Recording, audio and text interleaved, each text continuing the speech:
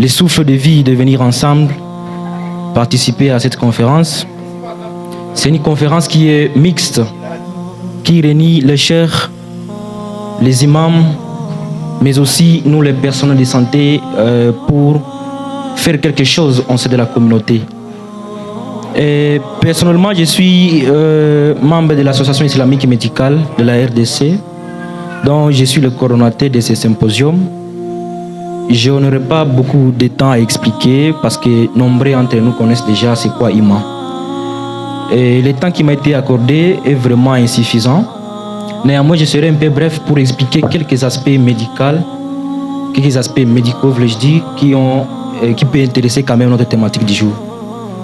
Et sans pour autant tarder, je tiens d'abord à féliciter et à honorer nos chers qui se sont permis, qui se sont donné de la peine, laisser leur activité quand même pour donner quelque chose au sein de la communauté. Qu'Allah soit satisfait des dames. Généralement, la science, nous avons des types de sciences et peut-être nombreux d'entre nous peuvent se poser la question, qu'est-ce que la médecine vient encore faire ici? Nous avons des types de sciences. Nous avons la science du prophète Mohammed sallallahu alayhi wa sallam. C'est la science de base. C'est la science qui est enseignée par nos chers. C'est une science qui va donner alors sens à toutes les autres sciences qui suivent. Par exemple, la médecine, l'astronomie et ainsi de suite. Voilà donc, c'est un plaisir pour moi de prendre la parole après que le chef est déjà intervenu, après moi. Parce que tout ce que je peux dire, ça aura quand même du sens. De ce qui concerne notre thématique, je vais parler sur deux volets au fait. Je vais parler sur l'équilibre alimentaire. Je vais parler sur la prévention des maladies et hygiène lors de l'abattage du point de vue médical. Parce que nos chers ont déjà parlé quelque chose sur le plan spirituel. Pour ne pas beaucoup perdre le temps, parce que c'est le temps déjà de prière, je vais devoir débuter pour le module 1. Donc l'hygiène lors de l'abattage, mais aussi la prévention des maladies. Nos chers ont déjà dit certains aspects spirituels. Parce que l'islam, c'est un tout. Ça réunit la science, ça réunit la spiritualité. Voilà même la beauté de notre islam. Je vais parler concernant l'hygiène lors de l'abattage et prévention des maladies.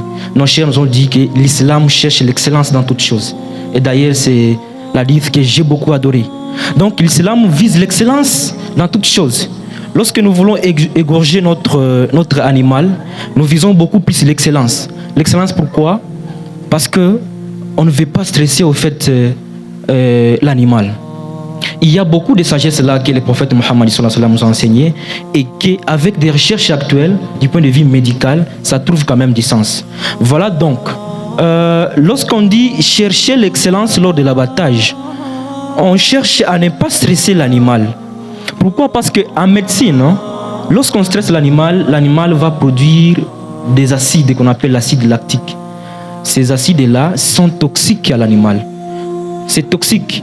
Et lorsque l'animal devient toxique, donc mnyama anakuwa zaidi mbaya zaidi parce qu'il a produit moins qu'acide, parce qu'elle kuwa stressé avant d'être égorgé. Itakuwa mnyama itaribika mbele ya muda na baadaye pia nyama italeta madhara kwa mwanadamu, sababu ile asidi mwanadamu akitumia mwake ataproduire asidi ya mingi mwili na itadhuru afya ya mwanadamu.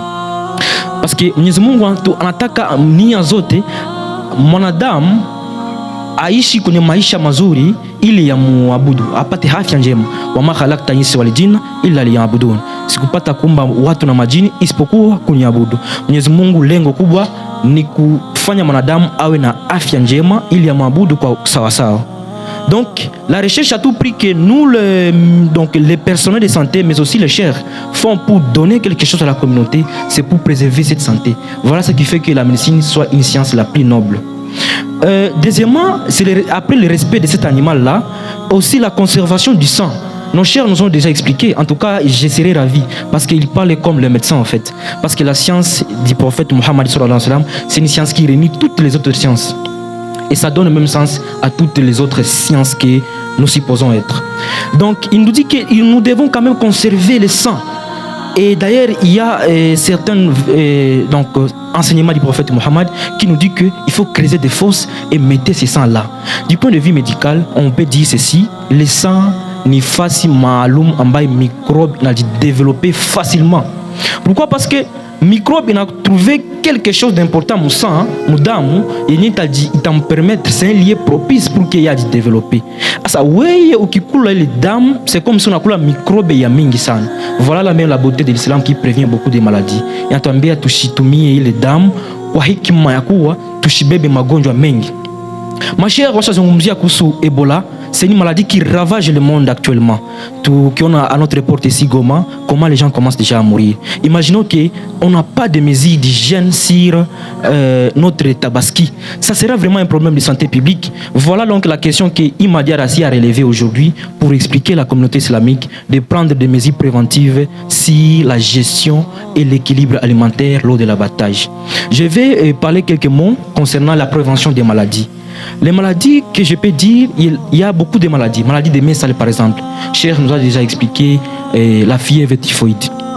Fièvre typhoïde, dans le langage le plus courant, on dit que c'est maladie des mains sales. Magonjwa ya mikono chafu. Pourquoi? Parce que ce sont des maladies qui sont contaminées par manque de gestion, par manque d'organisation sur le plan hygiène. Vous voyez. Donc l'islam nous prévient tout cela. Voilà l'enseignement du prophète Mohammed. Depuis le 4e siècle, les prophètes expliquaient déjà les grands principes qui font de grandes recherches actuellement. Vous voyez. Alors, par exemple, on peut prévenir les maladies, la tuberculose bovine. Le chef a évoqué là. C'est une maladie tellement courante si la gestion des déchets, si la gestion d'hygiène lors de l'abattage n'a pas été respectée. Ce n'est pas maintenant que l'histoire a remonté. En 1865, à Mecque, lors des pèlerinages, nous avons connu plusieurs morts, plus de 300 000 personnes. Balikufa kwa ajili ya choléra tu. Or choléra mantuambiaka ni maladie de mains sales. Atukutumia mzuri usafi wetu ili tu prevenir ile magonjwa. Imagine wakati wa kumwabudu Mwenyezi Mungu hija tuseme plus de 300 000 personnes wanakufa, non seulement parce que Mungu aliwakasirikia, parce que seulement hawakurespecter ma norme hygiène. Vous voyez. Donc voilà l'importance de tout le monde de prendre soin de sa santé, de son hygiène, parce que c'est très crucial, c'est très important dans notre communauté. Je vais finir avec l'équilibre alimentaire lors de notre consommation. Nous avons plusieurs cas en clinique, parce que après tout juste pour faire un abattage, après Tabaski, nous avons plusieurs cas dans les hôpitaux. Manque ya modération lors de la consommation de la nourriture. Watu wanakula mbaya sana. Wanakula pourquoi? Parce que hawana maadibisho mzuri kuhusu chakula. Vipi utakula? Mtume Muhammad sallallahu alaihi wasallam, voilà je l'appelle les savants des savants. Alitupatia maadibisho mzuri katika kula.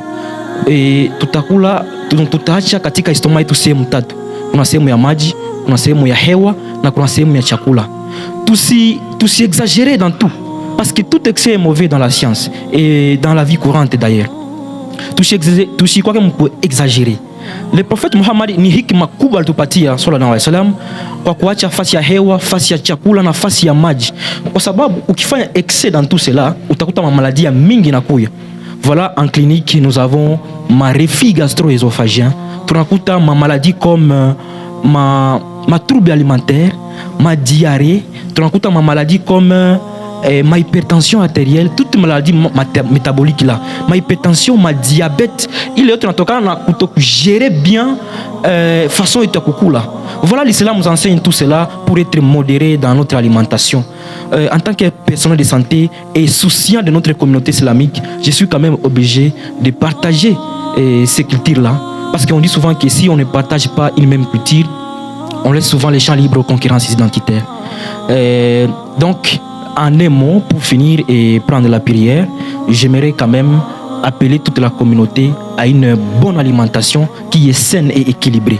Équilibrée, comme conseil pratique, wakati tunataka kula, wakati wa tabaski yetu, wakati wa kusherehekea fete yetu, tutie malegimi pembeni et permettre ili nyama ya ikuwe un peu ramolli lors de notre digestion.